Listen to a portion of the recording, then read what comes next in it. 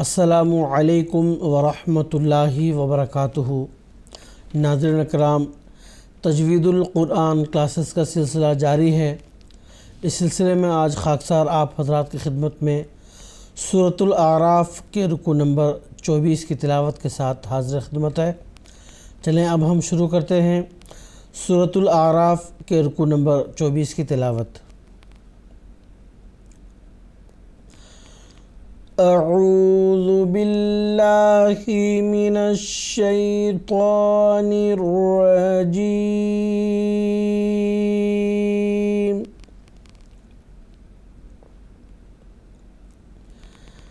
بسم اللہ الرحمن الرحیم۔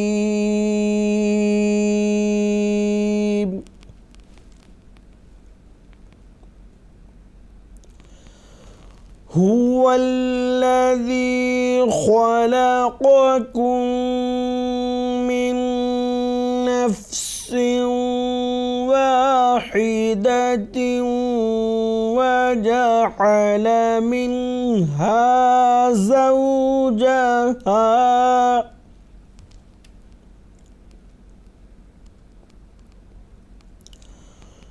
وجعل منها زوجها ليسكن إليها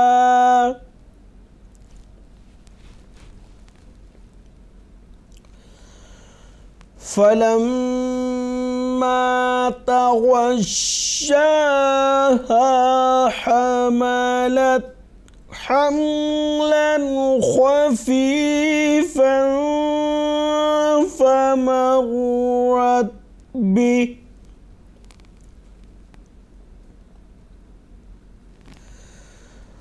فلما أثقلت دعوا الله ربهما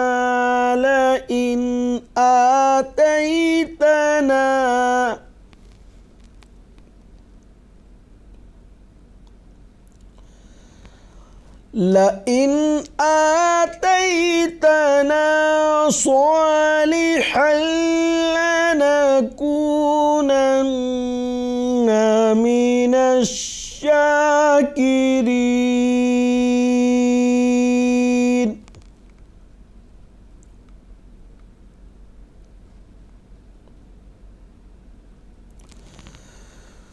فلما آتاهما صالحا جعلا له شركاء فيما آتاهما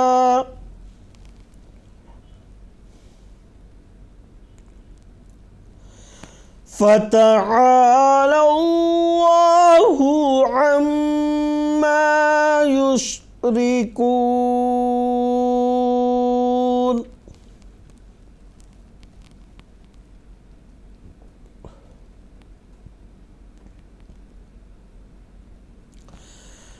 أَيُشْرِكُونَ مَا لَا يَخْلُقُ شَيْئًا وَهُمْ يُخْلَقُونَ۔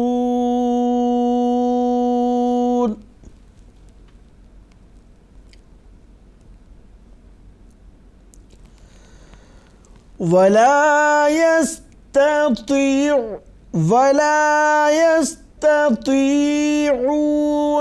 لهم نصرا ولا أنفسهم ينصرون۔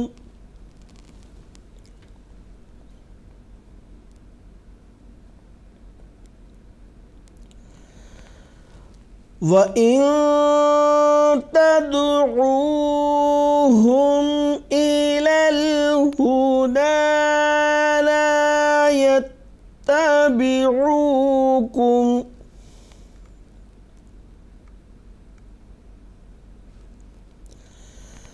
سواء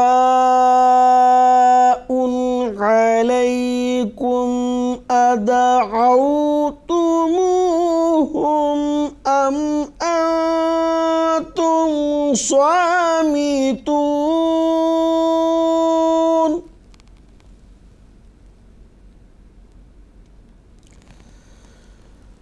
إن الذين تدعون من دون الله عباد أمثالكم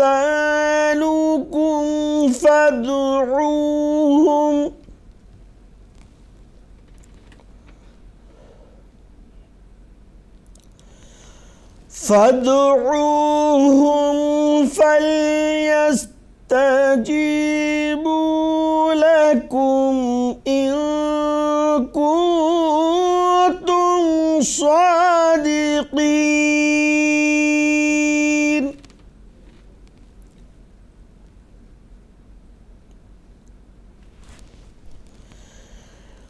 ألهم أرجل يمشون بها أم لهم أيد يبطشون بها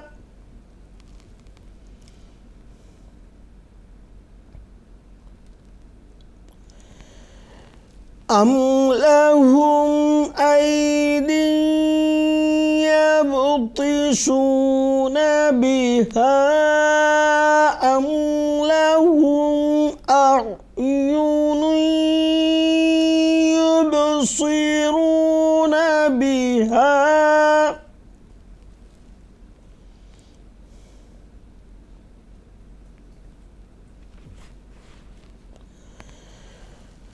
أم لهم أعين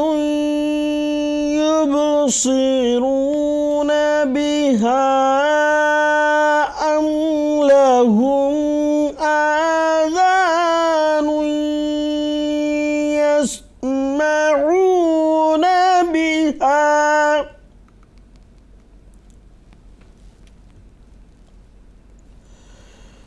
قل ادعوا شركاءكم ثم كيدون فلا تنظرون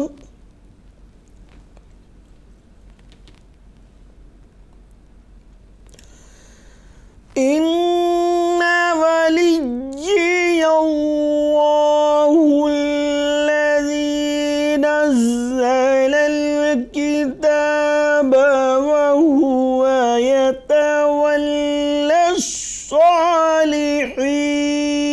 الصالحين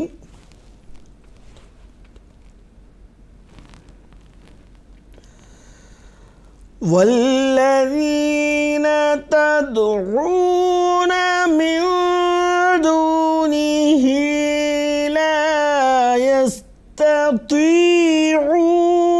نصركم ولا أنفسهم ينصرون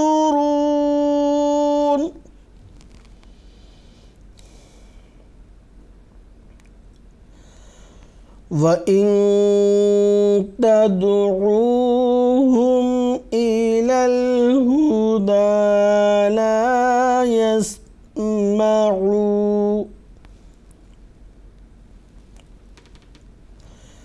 وتراهم ينظرون إليك وهم لا يبصرون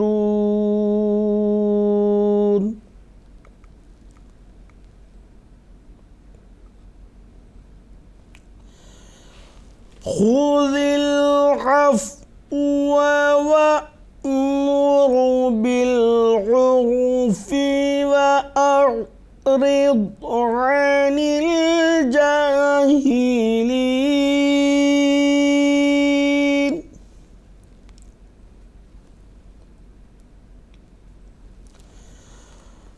وَإِمَّا يَنزَغَنَّكَ مِنَ الشَّيْطَانِ نَزْغٌ فَاسْتَعِذْ بِاللَّهِ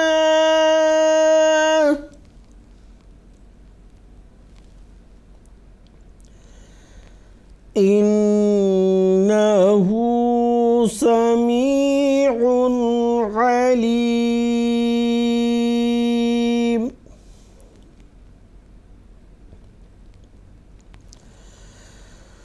إِنَّ الَّذِينَ اتَّقَوْا إِذَا مَسَّهُمْ طَائِفٌ مِّنَ الشَّيْطَانِ تَذَكَّرُوا فَإِذَا هُم مُّبْصِرُونَ.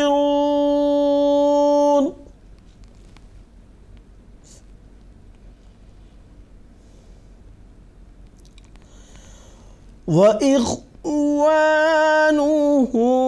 يَمُدُّونَهُمْ فِي الْغَيِّ ثُمَّ لَا يُقْصِرُونَ.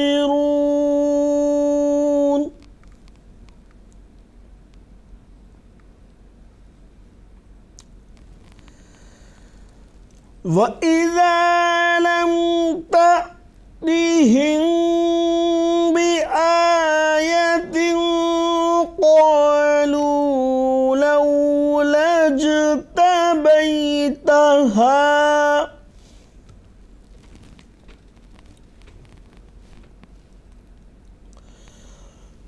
قُلْ إِنَّمَا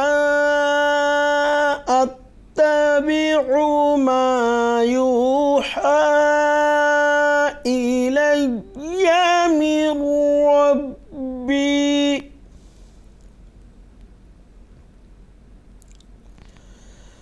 هَٰذَا بَصَائِرُ مِن رَّبِّكُمْ وَهُدًى وَرَحْمَةٌ لِّقَوْمٍ يُؤْمِنُونَ.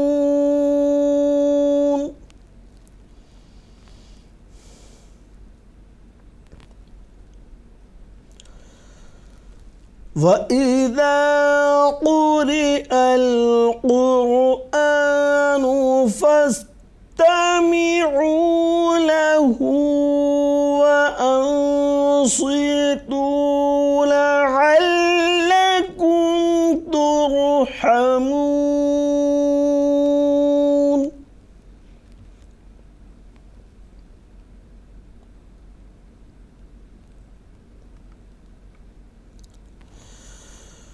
وَاذْكُر رَّبَّكَ فِي نَفْسِكَ تَضَرُّعًا وَخِيفَةً وَدُونَ الْجَهْرِ مِنَ الْقَوْلِ بِالْغُدُوِّ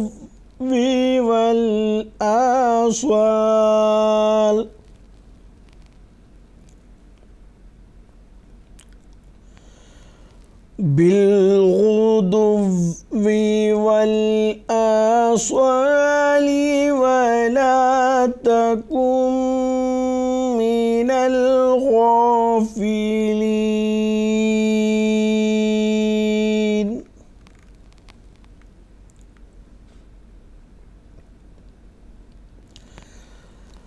إِنَّ الَّذِينَ عِندَ رَبِّكَ لَا يَسْتَكْبِرُونَ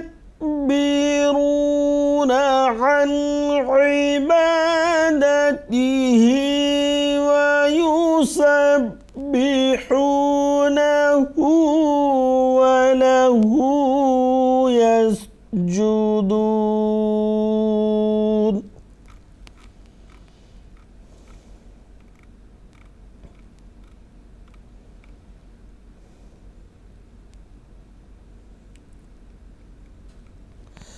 ناظرین کرام، اب تک ہم سورۃ الاعراف کے آخری رکوع یعنی 24واں رکوع کی تلاوت سن رہے تھے۔ اب ہم اس رکوع کے پہلی آیت کے چند قواعد پڑھیں گے۔ سب سے پہلے هو الذی میں ذال کو نرم پڑھیں گے، خلقکم میں خا کو پر اور آگے قاف کو بھی پر، دوسرا جو قاف ہے اس کو باریک پڑھیں گے۔ آگے دو میم کا ادغام ہوا ہے، یعنی یہاں پہ ادغام کے ساتھ ساتھ اس ادغام کو کہتے ہیں ادغام مثلین، یعنی ایک ہی قسم کے دو حروف کا ملنا، تو اس ادغام کو کہتے ہیں ادغام مثلین۔ تو یہاں پہ ایک الف کے برابر غنہ کی آواز بھی ہوگی۔ اسی طرح من نفس، یہاں پہ بھی ادغام ہوا ہے، جو ادغام مثلین میں نے کہا ہے وہی ادغام ہوا ہے اور ایک الف کے برابر غنہ کی آواز بھی ہوگی۔ اس کے بعد نفس واحدۃ، یہ سین آگے تا، یہ دونوں جگہ ادغام ہوا ہے۔ ادغام کا قاعدہ ہے وہ نون ساکن اور تنوین کے بعد حروف یرملون میں سے کوئی حرف آتا ہے تو اس وقت ادغام ہوتا ہے۔ تو یہاں ادغام کے ساتھ ساتھ ایک الف کے برابر غنہ کی آواز بھی ہوگی۔ نفس واح، اس کے بعد واحدۃ وا، یہ دونوں جگہ ادغام ما غنہ، یعنی غنہ کے ساتھ ادغام یہاں ہوا ہے، ایک الف کے برابر غنہ کی آواز ہوگی۔ وجعل منہا، منہا میں نون ساکن کے یہاں اظہار ہوگا، یعنی نون ساکن کی مکمل آوازگی ادائیگی ہوگی، اخفا نہیں ہوگا، یعنی ایک الف کے برابر غنہ کے ساتھ نون کی جو آواز ہے اس کو پوشیدہ رکھ کے پڑھنا، اس کو کہتے ہیں اخفا۔ وہ نہیں ہوگا بلکہ یہاں اظہار ہوگا اور غنہ نہیں ہوگا۔ آگے زوجہ میں زا کو تھوڑا سخت پڑھیں گے۔ لیسکن الیہا، جیم جو علامت وقف ہے اس کے آنے کی وجہ سے یہاں پہ ہم نے وقف کر دیا۔ فلما میں میم مشدد ادغام ہے، ایک الف کے برابر غنہ کی آواز بھی ہوگی یہاں پہ۔ تغشاہا حملت حملاً، یہاں پہ لام پر جو تنوین ہے یہاں اس کا اظہار ہوگا، یعنی ایک الف کے برابر غنہ کی آواز کے ساتھ جو تنوین کو پوشیدہ آواز کے ساتھ ادا کیا جاتا ہے وہ نہیں ہوگا، بلکہ تنوین کی جو آواز ہے اس کی مکمل ادائیگی ہوگی۔ اس کے بعد خوا جو حروف ہے پر ہیں ان میں سے ہے تو یہاں اس کو گول پڑھیں گے۔ اس کے بعد فا پر جو تنوین ہے یہاں اس کا اخفا ہوگا، کیونکہ آگے جو فا ہے یہ اخفا میں سے ہے، حروف اخفا میں سے ہے، تو اس تنوین کا ایک الف کے برابر غنہ کی آواز کے ساتھ اس کو پوشیدہ پڑھیں گے، اظہار نہیں پڑھیں گے۔ فمرت، را پر جو زبر ہے را کو پر پڑھیں گے۔ اس کے بعد جیم حروف علامت وقف میں سے ہے تو یہاں پہ ہم نے وقف کر دیا، وقف کرتے ہوئے آخری حرف کو ہم نے ساکن کر دیا۔ فلما میم مشدد ہے، ایک الف کے برابر غنہ کی آواز ہوگی۔ اس کے بعد اس الف پر جو مد ہے اس کو کہتے ہیں مد منفصل، اس کو عموماً جس قدر کھینچا جاتا ہے اس سے مزید اس کو کھینچ کر پڑھیں گے۔ اثقلت، سا کو نرم اور باریک پڑھیں گے اور قاف کو گول پڑھیں گے۔ اس کے بعد یہ جو تا اور دال ہے ان دونوں کا ادغام ہوا ہے، اس کو کہتے ہیں ادغام متقاربین، یعنی ایک ہی جیسا، یعنی ایک ہی مخرج کے تحت نکلنے والے دو حروف کا جب ادغام ہوتا ہے اس کو کہتے ہیں ادغام متجانسین۔ تو یہاں پہ تے کی جو آواز ہے مکمل دال میں تبدیل ہو جائے گی۔ دعوا اللہ میں اللہ کا جو لام ہے اس کو پر پڑھیں گے۔ قاعدہ یہ ہے کہ اللہ کے لام سے قبل حرف پر اگر زبر یا پیش آتا ہے تو اللہ کا جو لام ہے اس کو گول پڑھنا ہے، تو اس قاعدے کے مطابق ہم اس کو گول پڑھیں گے۔ را پر زبر یا پیش آتا ہے تو اس کو بھی ہم گول پڑھتے ہیں، تو یہاں ہم نے گول پڑھ دیا ہے۔ ربہما لئن آتیتنا، اب یہاں نون ساکن کے بعد حروف حلقی میں سے حمزہ آیا ہے تو لئن جو نون ساکن ہے اس کا اظہار ہوگا۔ آتیتنا صالحا لنکونن، اب یہاں ہا پر تنوین ہے، تنوین کے بعد حروف یرملون میں سے کوئی حرف آتا ہے ادغام ہوتا ہے۔ یرملون میں سے لام آیا ہے تو ادغام ہو گیا۔ یہاں پہ ادغام صرف ادغامی ہے، غنہ کے ساتھ نہیں ہوگا بلکہ بلا غنہ، یہاں غنہ نہیں ہوگا۔ لنکونن میں نون مشدد ہے، ادغام ہے تو ایک الف کے برابر غنہ کی آواز ہوگی۔ من الشاکرین آخر پر را جو مکسور ہے یعنی زیر ہے تو اس کو باریک پڑھیں گے۔ علامت وقف آیت آئی ہے تو ہم نے وقف کر دیا۔ وقف کرتے ہوئے آخری متحرک حرف نون ہے، اس کو ہم نے ساکن کر دیا۔ اس کو ساکن کرنے کی وجہ سے اس سے قبل حرف مد یا ہے، اس کو ہم نے مزید کھینچ کر پڑھا مد عارض کے قاعدے کے مطابق۔ تو ناظرین کرام، یہ سورۃ الاعراف کے آخری رکوع کی تلاوت تھی، اس کے بعد ہم نے چند قواعد بھی پڑھے ہیں۔ آج کے کلاس میں بس اتنا ہی، انشاءاللہ پھر سے ملاقات ہوگی اگلے کلاس میں۔ السلام علیکم ورحمۃ اللہ وبرکاتہ۔